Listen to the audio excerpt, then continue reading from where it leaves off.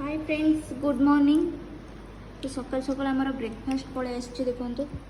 पूरा healthy breakfast. धन तांकर पूरा हेल्दी आइटमटा बाछि देइछन्ती उपमा घुगुनी। बाकी एते को कोन अनहेल्दी ताको साइड करी रखि देइछ मोरी पई की। तो चटनी रखि ताले ये आनतांता कोन कहलो डोसा मु कहते डोसा इडली सांबर चटनी चटनी एमती कहता बरा चॉप उपमा चटनी चटनी। आम खाई सारा पर बाहरबू मार्केट आमर रज शॉपिंग करने आ कौन टेकिक तो फोपाड़ी देवे ओ मुंड टीण करानी मार्केटिंग कम जमा मु एपट सेपट कथबार्ता कले मत पसंद नुह जाऊना तापर आइले कबाटा से एमती बाहर शोब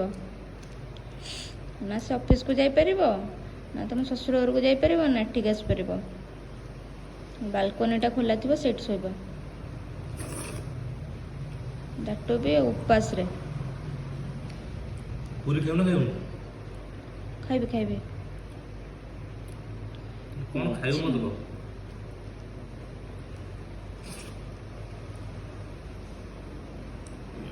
बरा खाइब फास्ट कोला बरा दुईटा खाइब बोली तापर दुईटा रु पूरी गोटे हला दुईटा बरा तीनटा ना ना गोटे बरा गोटे पूरी ना दुईटा बरा फास्ट पूरीटा खोलबन पूराटा एने कहले बोली गोटे बरा माइनस हबो ना आइचो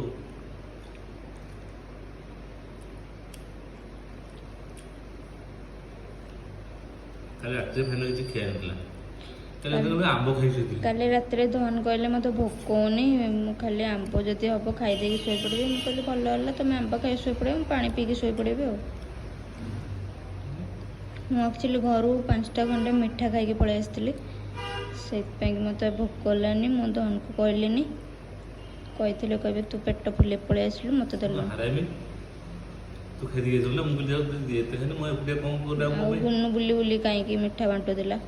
मु मिठा 5टा खंडे खाई देछि